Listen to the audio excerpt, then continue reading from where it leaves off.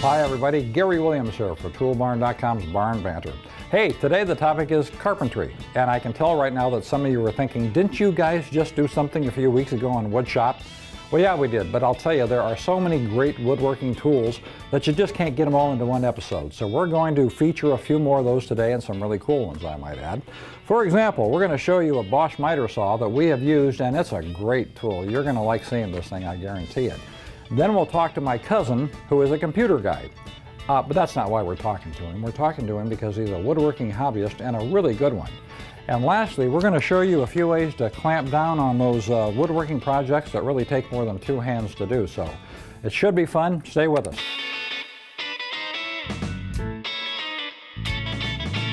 Sometimes you need more than just two hands when you're working on a woodworking project. You've got to have a hand to hold the materials and a hand to hold the tools, and you still want to try to fasten things together, and it just doesn't always work out really well with just two hands, which is where a good set of clamps comes into play. Now, we're going to show you a few clamps. We've got all kinds of them at Toolbarn.com. This is a pretty typical one from Wilton. It's a typical C-clamp, pretty large, but it's good for a lot of the regular carpentry projects and the other projects you might have around the house. So it's always kind of a basic tool that you ought to have as far as clamps in your work area. This is a little bit of the same concept. It's a bar clamp from Bessie. Now this has a system that ratchets up and down along the bar. In this case, it's a 12-inch bar. The depth, the span here is 7 inches, so you can clamp some pretty heavy-duty projects, and this is a really heavy-duty clamp, so it's good for holding a lot of stuff together if that's what you've got to do, and for good heavy-duty clamping. This is one of my favorite kinds of clamps. This is the Irwin Quick Grip Clamp, and these things are really nice, and I'll tell you why they're nice, in my opinion, is because you can pretty much do them with one hand. Let's just say you've got some wood in one hand and you got to clamp it together, and you got this hand tied up with something. You know, you can grab these pieces of wood with your clamp and just trigger it closed, and it'll hold it really well in place. I think you get something several hundred pounds of clamping power with these, so it's very useful. And it's a great tool to have, and I've got several of these things and I use them all the time. This clamp is a little different. This is a Bessie 3-inch corner tool, and it's used for just what it looks like here. If you're trying to glue together a frame or something and you have something to do for the next 24 hours outside of hold those pieces of wood together while the glue dries, this is really a great solution for you. You ought to take a look at these. They're very handy. Another really handy type of a clamp for odd-shaped things, or even regular-shaped things. This is obviously a square, but if you're trying to clamp something round or rectangular or octagonal or something that just has a lot of different shape to it, a band clamp is a good solution. A band clamp is just what it sounds like. It wraps around whatever it is you're trying to clamp, tightens up, and then you can tighten it further to make sure the joints are good and tight with this screw here. So it's a great tool to have around. It's really functional, it's really useful, it gives you a lot of variety. Good clamps are a really important part of your work area, so check some out on Toolbarn.com. You'll find what you need there.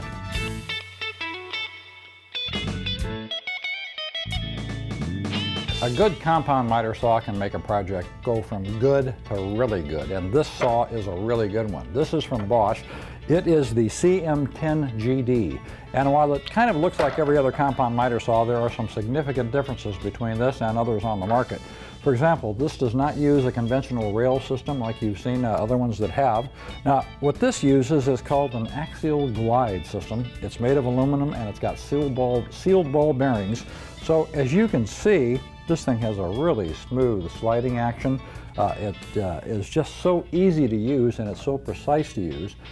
You don't have really a recalibration problem because you don't have the wear and tear on the rail that you get with other models. So it's a very nice compound miter saw. Other features that are nice to see, it's got all the controls for your bevel and your miter right in front. Takes up less space because of this axial glide system as well. Probably in this case 10 inches of difference in space, so it'll fit in your work area much easier. It's a great work site compound miter saw, so if you're in the market, tell you what, take a look at this thing. It's really handy to have.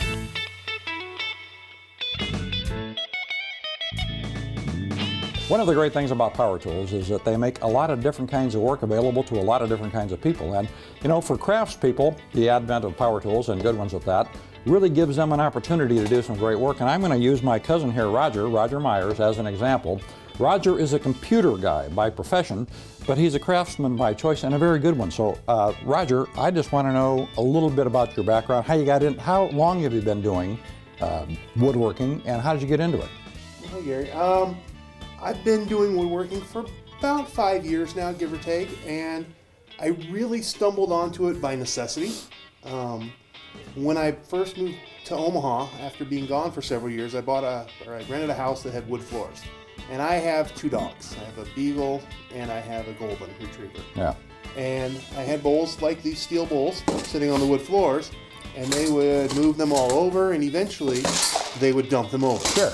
And it wasn't something that I was really willing to clean up every day, so I decided they needed some of those bowls that stood up on the little pedestals. Right. And those were very expensive. So, but you made some, right? I did. So the very first thing I made, I went and borrowed a couple power tools from my dad, because I had never made anything. Right. And I made this box with holes in the top for the bowls. Right. And so the first project I ever did was that. Yeah, okay. And did you glue the dog hair on there just to make them feel at home? They needed to feel more at home. That's detail work that I guess I wouldn't have thought of. No, but so it did the purpose. It served the purpose. It was inexpensive to do. Absolutely, and I enjoyed it, and I learned a lot about this is real basic, but I learned a lot about woodworking from this. Right. And I loved it. Yeah. So I started doing a little bit. Most of my projects stem from things that I need around my house. Sure. But I started doing more and more projects, and eventually, your skills get a little bit better. These cutting boards I think are really cool. Now, talk a little about this one, what it's made out of and how you made it. Okay, well this is actually my cutting board. It sits in my kitchen. It's about 4 years old, I think now. And it is made, this one is maple and purple heart, which are both very hard woods. And it's an end grain cutting board, so that it's easier on my knives and it won't get cut up as badly.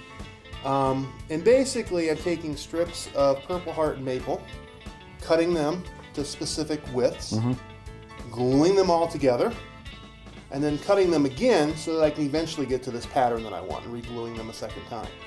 So sanded it down and then put handholds in the bottom. Sure. So you did this, and you kept this one, but you've given others similar to this away as gifts, and I would imagine that's a great sense of gratification to do that. Yeah, it absolutely is. I mean, I've done some in different patterns. I've got a brick pattern that I've given away, and I go get some of these back. This is a gift that I'm giving away soon, and it's the same woods as the first one. You can see this one still has a lot more purple to it. Right. And the one I'm especially proud of, this is one I did for my brother and my sister-in-law for their wedding in October, and it's cherry top with a walnut base, and it has a drawer in there somewhere, doesn't it? Has a drawer in there somewhere that slides out. There it is. Yeah. It's upside down, but it holds the knives. Right. And then the knives are on very strong magnets. So they can actually take this with the knives in it and hold it upside down and they don't fall out. So it's safe as well. Very nice. I want to talk a little bit about tools, but I want to mention you've made some big lifestyle changes over the past few years. You quit smoking, which to me, I quit smoking 25 years ago. That's not easy. One of the things that I read and that I heard from a lot of people when I quit smoking was keep busy. Don't give yourself time to think about cigarettes and those kind of things. So has woodworking helped you in that respect at all, do you think? Oh, absolutely. I quit smoking. It's been about 2 years now since I quit smoking. But getting myself heavily involved in anything in my shop really takes my mind off of not just, maybe not just even smoking, but takes my mind off any troubles that I might have. And it gives me time to, listen to music and think, basically. I think you told me it's more relaxing than golf. I believe that. It's absolutely more relaxing for me than golf. I haven't played golf in 5 years, and I don't miss it a bit. And you also said you lost, what, 110 pounds in a year? About 110 pounds in just under a year. And do you find that woodworking helps you in that respect too? Gives you things to think about and keeps you active and busy? Keeps me away from the kitchen for sure. Well, but then you make cutting boards, so that takes you back in there. So I guess what I would close with is by saying, to be a little bit commercial about this, is that if you are interested in getting into woodworking, there's a great selection of tools of all price ranges, for you at toolbarn.com, so check it out. And thanks for joining us today, and we'll talk to you next time.